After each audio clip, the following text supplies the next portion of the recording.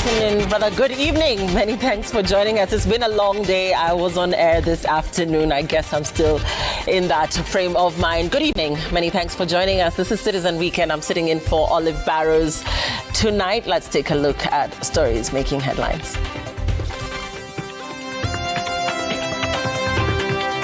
I therefore officially call off the strike. Relief for thousands of students in public universities as lecturers reach agreement with government to end the strike.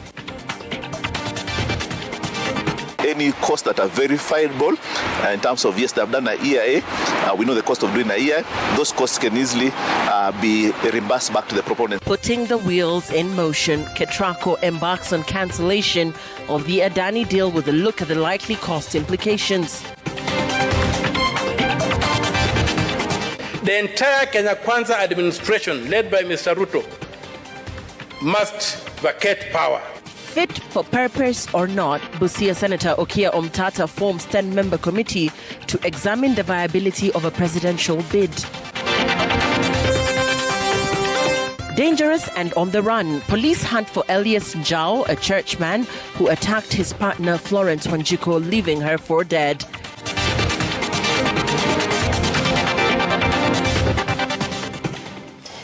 Good evening. Our sign language interpreter tonight is Yula Nzale.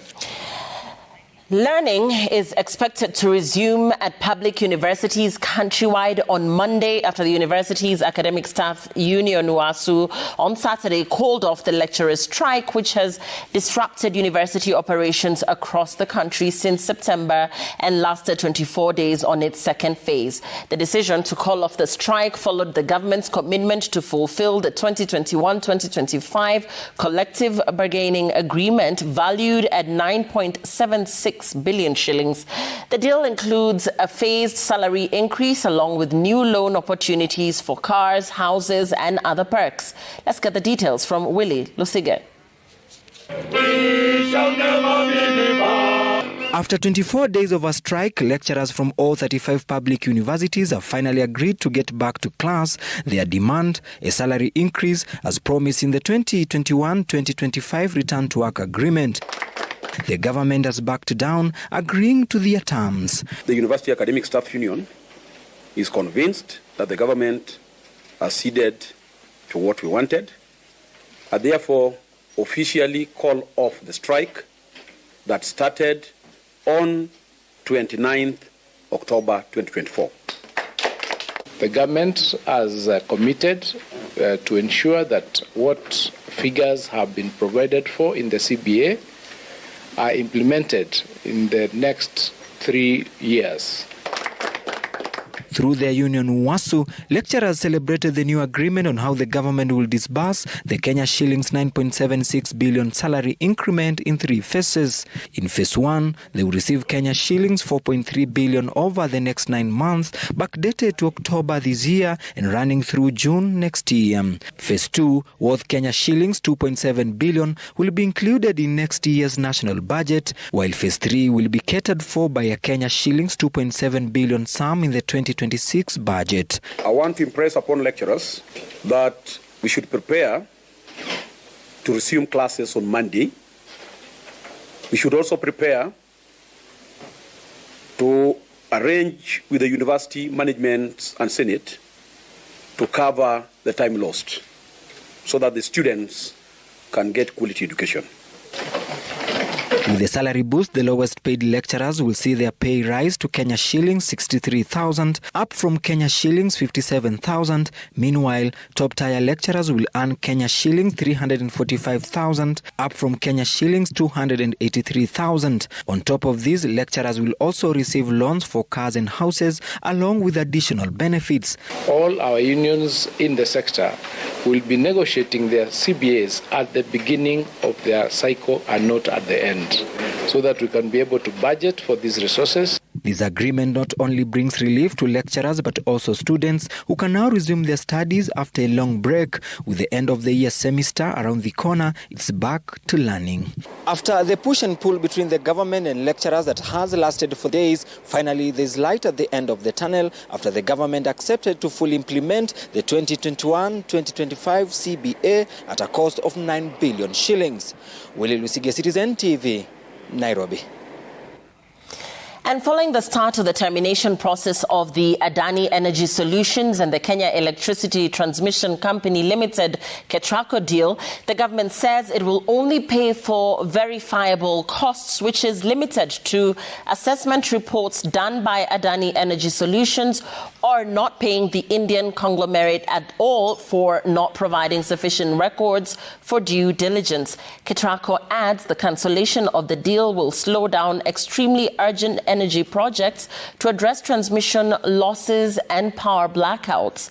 Ayub Abdikadir reports on Ketracao's plans to search for other partners to finance the projects given the government's financial constraints. Cancellation of the deal between Adani Energy Solutions and the Kenya Electricity Transmission Company Limited Ketracao has triggered a three-step process that will involve the National Treasury and Ketracao and culminate in a final communication to Adani.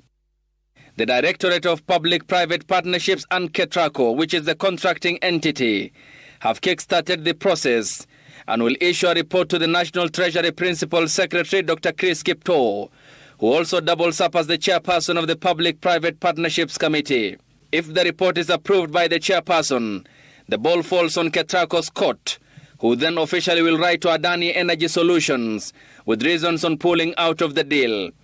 Adani Energy Solutions will, in receiving the communication, either seek a recourse in demanding payment for the assessments it undertook or write back and mutually pull out of the contract with Ketracao. The P had agreed was that any costs that are verifiable in terms of, yes, they have done an EIA, we know the cost of doing an EIA, those costs can easily be reimbursed back to the proponent. So those are the two areas that we have. The reimbursement part of it is per the clauses and the Act. And the Act also gives a maximum cap and vis-a-vis in terms of arguing for a point of not paying. With 90 pending projects that face a financing gap of 650 billion Kenya shillings, Ketracao says it will explore other options to finance the project, citing financial constraints the government faces. And the quickest investor to come on board definitely is local financing from Kenya. 27 billion, whether we're talking about insurance companies, we're talking about pension schemes, SACCOs, to come together, form a joint venture, whatever kind of system, then they come and finance that. That becomes the quickest to even their level of due diligence of the country itself, and on both sides become much faster to get undertaken. So that becomes the quickest way to move this project forward, to get internal investors to move forward. The state says given strained power lines, power losses and the move towards high voltage lines from the current medium voltage lines, there's need for quick alternative options that will help meet the set deadlines. Moving forward, what are the alternative areas of financing the projects? Because these are key projects that are really required by the grid in the shortest time possible as per our studies and our transmission master plan. Our target was to have these lines by 2027, so time is very short, and time to make decisions is extremely short. The directive by President William Ruto puts on hold a project the contracting entity says would have cured constrained and inundated power lines. And with a growing population and demand for power, Ketracao will embark on a journey it acknowledges is urgent and whose conception and undertaking will be subjected to intense public scrutiny. Ayub Abdikadir, Citizen TV. Now, police in Nakuru and its environs are hunting for Elias Jao, a church official who is accused of stabbing his partner, Florence Njeri, multiple times on Thursday. The suspect is said to have escaped from the scene, leaving the victim fighting for her life. Brenda Wanga reports on the incident that has caught the attention of the county and the country.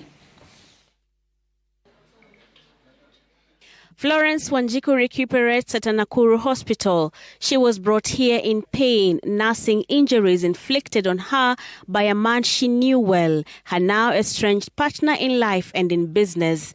Elias Njau, a church official with a popular church here in Nairobi, not only attacked her near her home, he also fled and left her for dead. Florence says the differences that led to this moment were both personal and business related. Other personal issues where I requested him to call it a quit, to let everything go. And he also owes me some finances. I was also requesting for that money. Elias could not take no for an answer and attacked Florence, leaving her with 18 stab wounds and several severed fingers. Like in my right leg, alikuwa nadunga, then ararua. Adunga na nirarua. So I ran away. She has since undergone the first of a number of surgeries. Her attacker, however, remains at large, but the police say his days as a free man are numbered. And before long, the suspect will be in our custody. And even before we get to him, he can save us a lot of time if he turns himself up at the nearest police station, because he can run, but he will never hide. The attack has been condemned by leaders from the county who are calling for a speedy dispensation of justice for Florence. We volunteer on pro bono to watch brief for her and her family. The government is on it. We are determined to bring this to an end, but the government cannot succeed alone. We must all pull together in the same direction. This attack is the latest in a series of similar attacks that have left tens of women maimed and others dead. The government has pledged to act to end these cases of sexual and gender-based violence that have in some instances turned into femicide. Activists have challenged the government to declare this a national crisis. Brenda Wanga, Citizen TV, Nairobi. Very unfortunate indeed, and we wish Florence a speedy recovery. Now, Busia Senator Okia Omtatah has formed a 10-member presidential exploratory committee which will evaluate his suitability to run for the presidency in the 2027 general election. The committee, which will be chaired by Mary Kathomi Riongo, will have 18 months to report back to Omtatah on whether or not he is the best fit to run for the top job. Emmanuel Tor reports. In a Gazette Notice 15372, dated the 22nd of November, the fiery Busia Senator Andrew Okia Okoiti Omtatah establishes a presidential exploratory committee to gather, analyze, evaluate, and act on information on the viability of his presidential bid in the 2027 general election. The call that Ruto must go is not an idle call, it's a call whose time has come. The entire Kenya Kwanza administration, led by Mr. Ruto, must vacate power. I'm demanding that President Ruto vacates office as the only honorable thing to do. In the notice, Omtatah delegates duties to each of the members in the following order. Mary Kathomi Riongo will chair the committee and lead its coordination. Charles Olekabaiku, who will deputize Kathomi, will assist in coordinating the committee and diaspora affairs. And digital strategist Hanifa Adan will handle the public relations and media docket. Similarly, David John Bwakali is named as the political grassroots strategist to provide insights into political trends, electoral dynamics and strategic opportunities. Victor Kipngetich will act as the legal advisor to ensure compliance with the law and advise on legal issues. Jude Ogola will be the analytics lead to conduct opinion polls and data analysis on political viability and public sentiment. Purity Ndambuki and Emmanuel Baraka will play the role of joint secretaries to support and ensure smooth functioning of the committee. Kevin Migwe Kimwaito will communicate on behalf of the committee as the spokesperson. Engineer Julius Okara will act as the committee's patron to guide the committee. According to Omtatah, the team will have 18 months to report back to him and is expected to give him feedback by May 2026. Omtatah is then expected to go head-to-head against President William Ruto, who will be seeking his second term after a turbulent first half of the mandate he took over in 2022, and other candidates who are likely to come up. In a post on his X platform, Omtatah said, quote, "The road ahead requires thoughtful preparation, and this exploratory phase is a crucial step in ensuring that our vision for the future aligns with the hopes and aspirations of Kenyans." He concludes by saying, quote, "I am committed to listening, learning, and building a platform that reflects the values and priorities of our citizens." Omtatah has gained a high profile across the country for litigating mainly for the public, which to a large extent informed his ascent to the Senate in 2022 under the National Reconstruction Alliance Party. He has maintained his independence, even in the Senate refusing to side with either of the two main alliances in the form of Kenya Kwanza or Azimio. The Busia senator has been a thorn in the flesh of President William Ruto's government, filing several petitions against the Kenya Kwanza government, including on the Finance Act 2023, Finance Bill 2024, the housing levy, among others. Kama hii housing levy ilikuwa kwa ile nyingine, na mimi nilienda kotini nikaichapa mpaka ikarudi kwa voluntary. Sasa mnataka tena nirudi kotini? Bwana Omtatah, wewe sasa unataka kunipeleka kotini, na ile kazi mimi nafanya ni kupangia watu hawa ajira. Kwani sasa utaki hawa watu wapateko kazi? Please, hokia tafadhali. Emmanuel To, Citizen TV, Nairobi. And leaders supportive of the broad-based government have today mounted a spirited defense of President William Ruto, saying they're confident he will deliver on the agenda outlined in his manifesto. The leaders further called on religious leaders to embrace a reconciliatory tone in their criticism of government, saying that the country is in need of spiritual guidance. And as Laura Otieno reports, the leaders have also welcomed the cancellation of the deals by Adani Holdings, denying allegations of a scheme to hoodwink members who joined the government under the broad-based arrangement. With pressure mounting on the legislature following their unanimous approval of the cancellation of the Adani deals, despite their earlier defense on the same, various leaders have come out to defend the president and, by extension, Raila Odinga. Speaking at the Otho SDA Church in Kisumu, Treasury CS John Mbadi dismissed talks of a contradiction between the president's cancellation of the Adani deals and the high praise that the former Prime Minister Raila Odinga had heaped on the conglomerate during the heat of questions around the integrity of Adani Holdings. I think what Raila said is Adani has done some projects in some places and can be seen, like in Mumbai. They have done an airport, an excellent airport. Whether they corrupted, that one we cannot know. Kwani sisi tunaishi India, nijue amebribe watu huko kujenga airport. There is no contradiction between Raila and William Ruto. There is no contradiction between Opiyo Wandayi, and we are all in government. By the way, the moment President Ruto speaks, Mbadi has spoken. Members of parliament present hinting at supporting the proposed amendments to various tax laws, which Kenyans have flagged as a ploy to reintroduce contentious clauses that had been quashed alongside the Finance Bill 2024.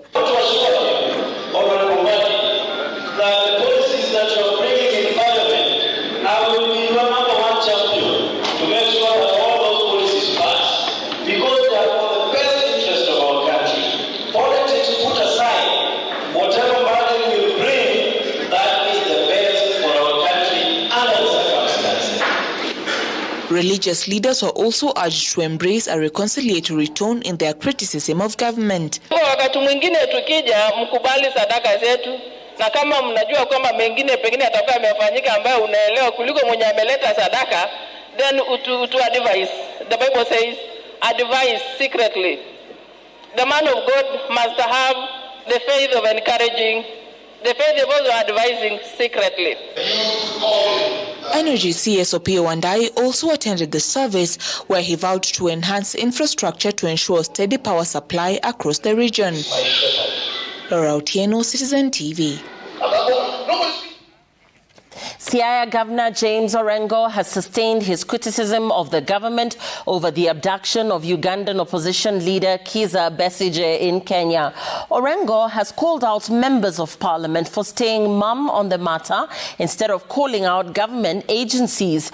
This comes after Kizza Besigye's belongings were recovered by his lawyer, Arias Lukwago, in the hotel he had booked. Melita Oletenges has the details.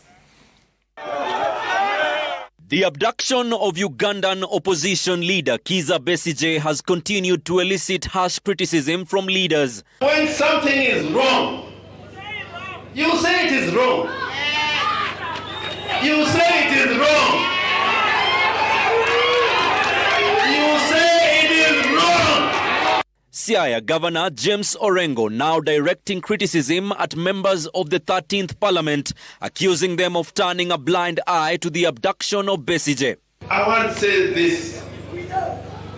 This country has come from very far. And I want to ask our colleagues in Parliament, the time to be vigilant is now. This country can go to the dogs easily. Easily. Orengo, who is a close ally of Raila Odinga, also seemingly taking issue with the current political dispensation. You better swim in the open sea with a fish than fight in the mud with swines. We are being made dirty by swines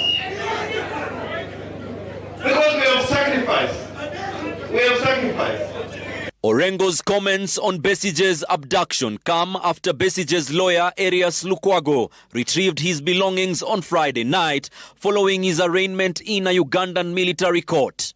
Indeed, we found the room ransacked, everything turned upside down, and we had to go through a rigorous process of cross-checking whether the property was still intact or not.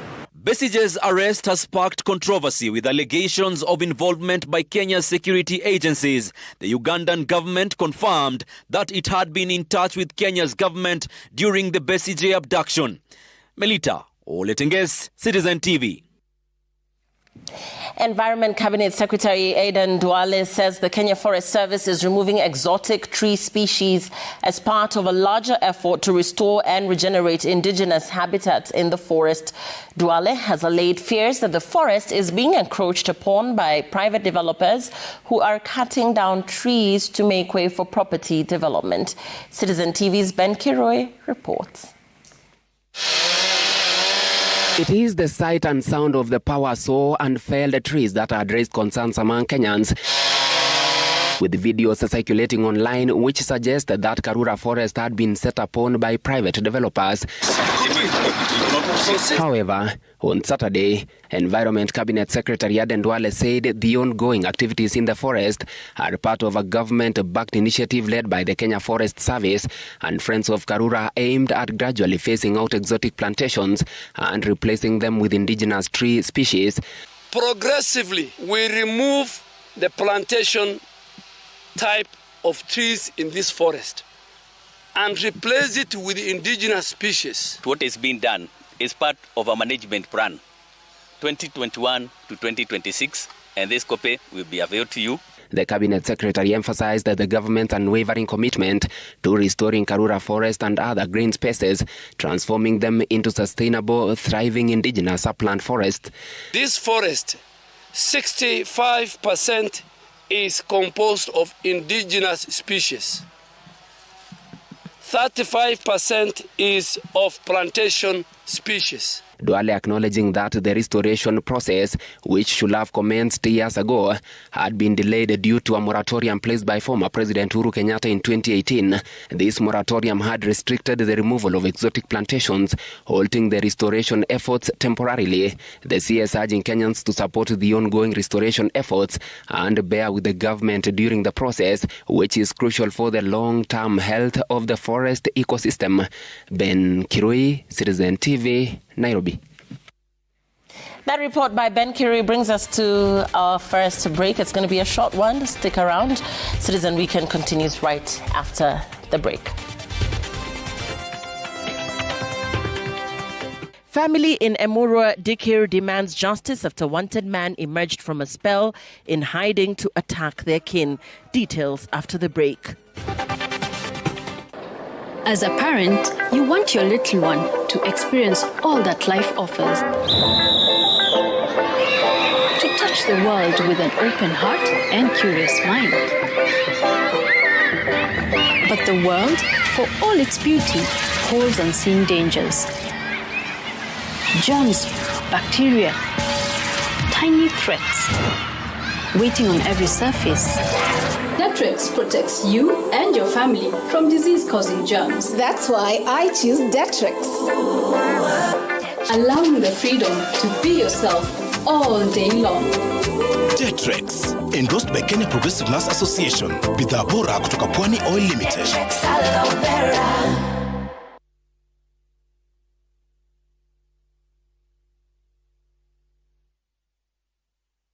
These days, you have to shop smart as everything is so expensive. I shop smart.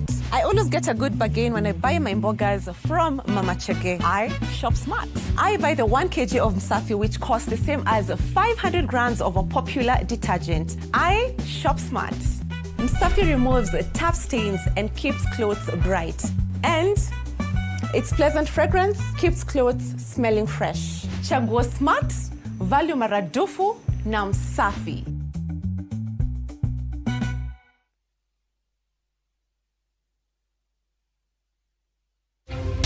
This Sunday on Sunday Live, we explore the state of Kenya's vast mineral wealth. The National Mining Corporation, a state corporation under the Ministry of Mining, Blue Economy and Maritime Affairs, unpacks its strategic vision as the government investment arm for mineral development in Kenya. As industry captains gather in Nairobi for a 2-day mining investment conference and exhibition from the 26th to the 27th of November 2024. Join us as we discuss Kenya's next frontier, that is sustainable mining.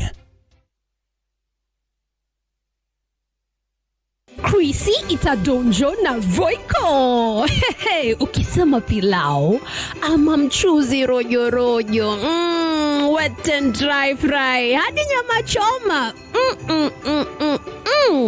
hata ukitaka ugali greens, hey, na new chili cube pia itabamba. Zote zitadonjo ukieka Royco. Wewe onjo uamini, Chrissy itadonjo. You know you're flying with the world's best. Crowned by Skytrax 15 years in a row. Yep, we've taken over 500 million of you to places. Our crew, they train like champions. Global safety standards, we nailed them. 23 years in counting, all thanks to our dedicated All-Stars and you.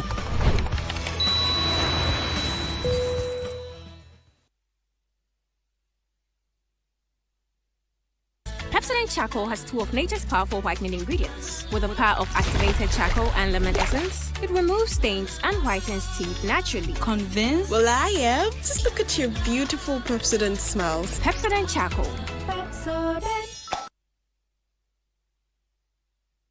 Feel that chat now. Hey yo, Kenya, habari yenu. Yeah. For the second time in 20 years. You know I'm coming over there, December the 1st. Royal Media Services in conjunction with Who Said present. Chanda Paul. Come here, the hits. Girl, it's time, girl, you know I'm gonna be. Ladies, you want for your barn, all them want your bucket up. Come here, new tune. It's alright, I know what you want. On 1st December, all roads lead to Waterfront Gardens. It's gonna be a big bad show, don't you miss it. Grab your ticket today. Keep it Citizen TV, Hot 96 and Citizen Digital as we keep it ever blazing. Sponsored by Royal Media Services, the official Sean Paul station, in collaboration with Who Said.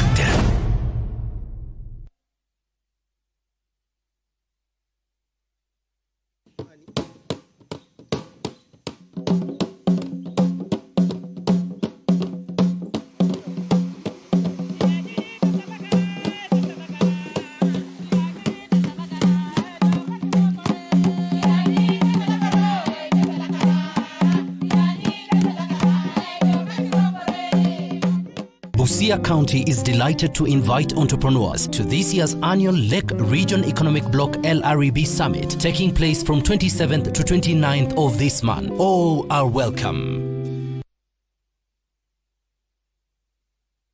Great yummy taste, gotta hack it. I spread bread, but in go gotta pack it. Napaka nyweke design ya mokoro. Blue Band, Juni natural cocoa. 5 vitamins, una grow plus vitamina ni Tuna hack snack na ki Blue Band choco for your growth. Is Dove better than ordinary soap? We're going to prove it. Take a barrel of your soap and Dove. Use yours on one side, Dove on the other. The soap part feels rough. The Dove side is softer, smoother, and more radiant. With 1/4 moisturizing cream, Dove deeply nourishes for radiant skin all over. Try Dove and feel the difference. The Crazy Store Kenya is officially open. Come and see thousands of opening offers, Christmas decoration, end-of-year gifts, household items, party items, toys, and so much more. We are located at Runda Mall along Kiambu Road and My Town Mall opposite Karen Hospital. At the Crazy Store Kenya, you'll enjoy exceptional service, good variety, the best shopping experience, as well as a free gift when you shop. We are happy to collaborate with Moya David. Come meet him as you shop and he will surprise you with free gifts. The Crazy Store Kenya, a surprise for everybody.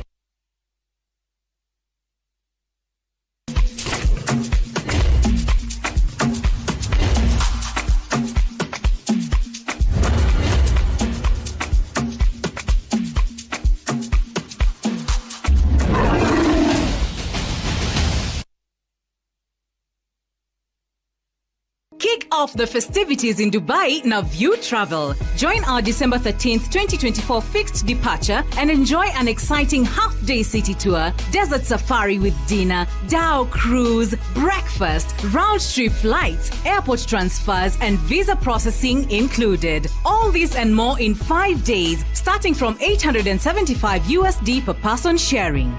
Book now. Limited slots available. Visit viewtravel.com or call and WhatsApp 0703 254 254. View Travel. Dream, explore, discover.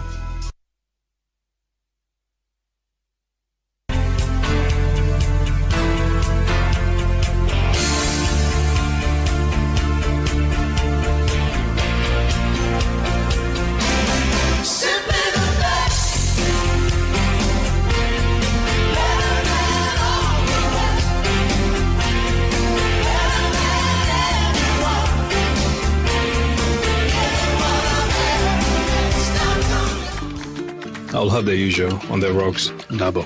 I'll have whatever he's having. Real recognize real. No added sugar, no preservatives. 100% real fruit.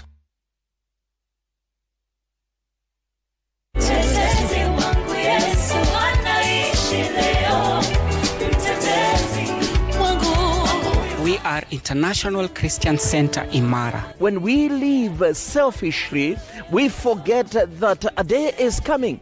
And when that day comes, everything that we have, we part with.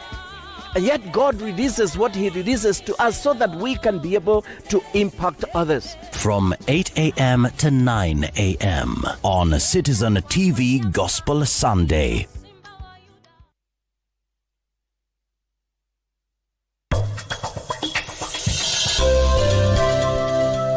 The day I will need one badly, I'll buy one for myself. You should tell your husband to buy you a car. Mimi niambie mwanaume aninunulie gari. I won't tell you to love each other or to stop, but it would be good for you to consider what's best for everybody.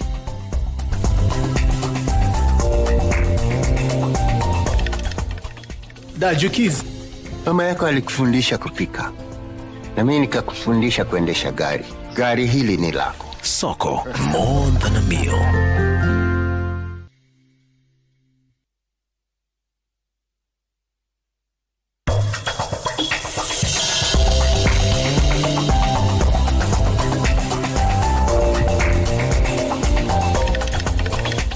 Your skin naturally connects with nature and recognizes the goodness of native ingredients, which is why AfriSense Toning Bathing Bar is packed with African ingredients.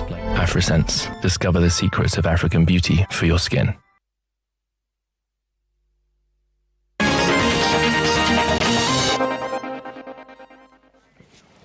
Welcome back. A family in Emurua Dikirr is demanding justice after a wanted man who has been missing for months resurfaced and stabbed their disabled kin 16 times in his shop, killing him before vanishing in a thicket. Locals have expressed their fear, complaining of slow investigations into the matter. Crispin Otieno visited the family, and here is the report. On Friday afternoon, residents of Teretuet in Emurua Dikirr were still in shock days after a man identified as Meshach Cheruyot, who had been in hiding for months after allegedly committing a crime, resurfaced and attacked their kin with a sharp knife. According to witnesses, the middle-aged man stabbed his neighbor 16 times to the head before vanishing into a nearby thicket. Witnesses said the deceased Kipiegon Cross, 42, was caught off guard while at a pool table shop.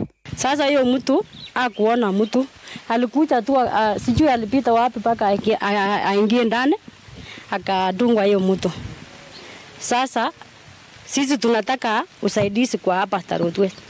The incident has sparked a widespread fear after the assailant was heard screaming on how he will lay yet another ambush on residents.